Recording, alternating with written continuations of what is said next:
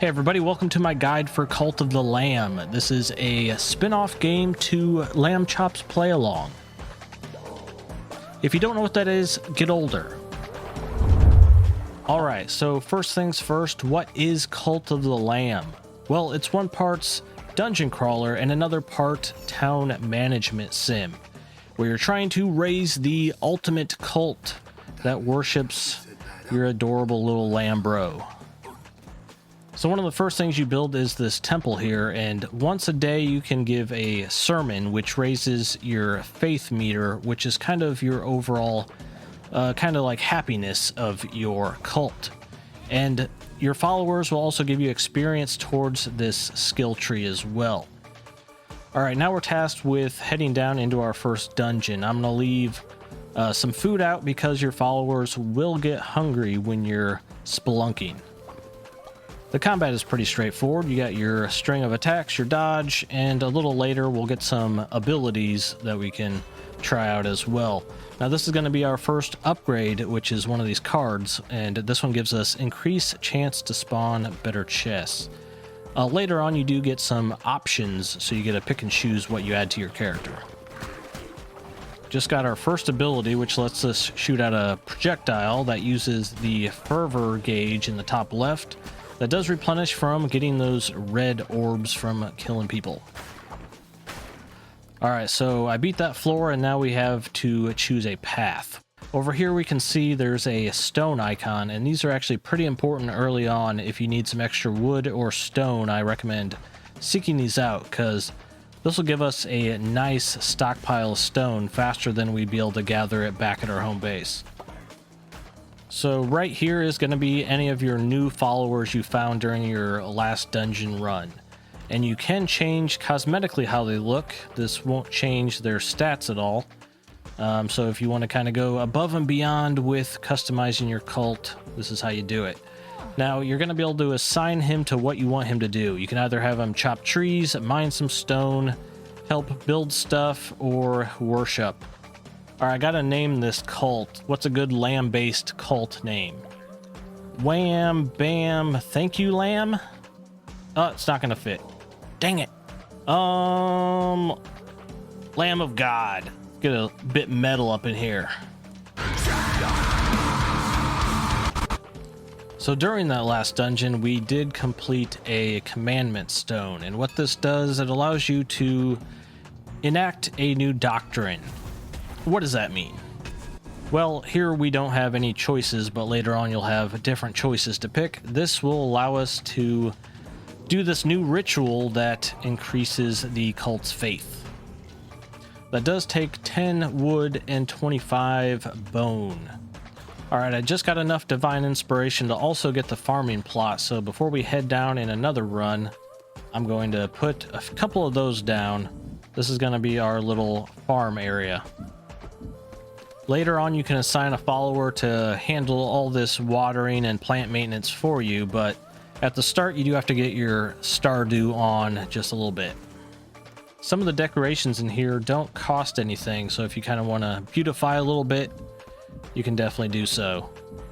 And let's say you mess up with your placement of something, you can hit the Edit Buildings button, and even though these crops are already placed, you can still freely move them around without destroying anything. Now, some of my people are getting a little bit hungry, so before I head back down into the dungeons, I'm going to make them a few meals, and depending on the ingredients, there might be some positive and negative effects that can occur. Right now, we can just make some basic meals, but they'll chomp on those and hopefully not get hungry when we head on down to the next area.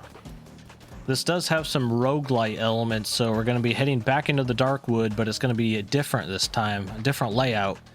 And it seems like there's a total of 4 dungeons, and then you'll eventually unlock this main one in the center as you release the chains. But for now, back into Darkwood. So from this point on, make sure you're keeping an eye out for these skeletons, because when you destroy those, you're going to get some of the bone resource. And that is used a lot for the rituals, and you'll need a lot of it in the future. So any skeletons, destroy them. I also failed to mention earlier, but there are different difficulty settings in this game. There's easy, medium, hard, and extra hard. Now, for my experience, I'm playing here on medium just to show you guys the intended difficulty. But let's say you play a lot of roguelite games like Binding of Isaac, Enter the Gungeon, and you're up for a steeper challenge or a challenge more in line with that. I do recommend bumping the difficulty up to hard or extra hard. That's just my suggestion. Also, keep an eye out for any of these little bonfires. When you destroy those, you get a little stack of different meats, and you can cook those back in town, and they're often better than your starting cooking items you can make. So I just found myself an axe, and the combo strings are kind of slow, and one of the main ways you're going to take damage with the slower weapons is in between those hits where your character's kind of just standing there doing nothing. So I do recommend for the slower weapons, if you do more of a attack dodge kind of a play style, that'll definitely help you avoid getting those random hits that you're not expecting. As you can see in the top right of the screen, there is a time of day meter, and that does not stop when you're down here in the dungeons. So your cultists are back at your home base doing all their tasks, but they're also getting hungry, going to sleep, all that stuff. So you do kind of have to prepare for how long you're expecting to be down in the actual dungeons. Don't worry, Jeffrey, I saved you. All is well. Please join my devil worshipping cult. I'm not sure if his name's Jeffrey, but it will be. So for the next unlock, I do recommend getting the farming bundle next instead of the body pit, because you won't need the body pit just yet. Nobody should be dying for a little bit. So here we go. Now this guy will water and plant any seeds we put in here. So we have to do a little bit less star doing. Ooh, is that Jeffrey? That is Jeffrey. Hey, dude. What's he got? He has strong constitution, heals 15% faster, when sick, and in bed rest. That sounds like a Jeffrey. Now, we just unlocked the first new location we can travel to. We can head to the Lonely Shack over here, and there's a few things you can do. If you head over here, there is a place where you can get some free points for your upgrades. That'll restock over time. There's some berries you can pick, but also there's a little mini game you can take on here, which is a little dice game. I'll show it here in a moment. You're pretty much trying to get your 3 columns to be a higher value than your opponent's. However, there's a few tricks you can do to help or hinder yourself. For example, if you put the same number value in one of your columns, you can double the value. However, if you play the same value that is in the opponent's column, you can actually delete those dice. Hopefully that happens here in a moment. Hopefully I get a 5. Hey, I did get a 5. So if I place that here, that will delete those 5s. See ya. And now we have a much higher... Oh, he got me back. Dang it. I spoke too soon. Let's get rid of that 4. So it's actually a pretty good dice game. It's a back and forth, trying to get the highest values until somebody wins. So we just unlocked the ability to give our blessing to each follower once a day. This is optional, but it does slightly increase their loyalty level. You can also give them gifts, which will increase that as well. And also, if you get any equipable things like the necklaces, you can give those to them and they'll put those right on. Their loyalty is kind of like their overall level, and that'll factor in a little bit more a little later. Come one, come all, learn of the Lamb and what he did to save your souls. Alright, so this is our 4th trip into Darkwood, so we should be able to take on the final boss of this area, which is right here, taunting us a bit. So I just found the fisherman during this dungeon run, and then we'll be able to go back to town and visit the fishing hole and get our bass on. So I just unlocked the final boss of this area, and I'm not going to spoil the fight, don't worry. But keep in mind, if you don't take any damage during any of the major or mini boss fights, you actually get a multiplier to your resources that you go home with. So MLG pro tip, don't get hit by bosses.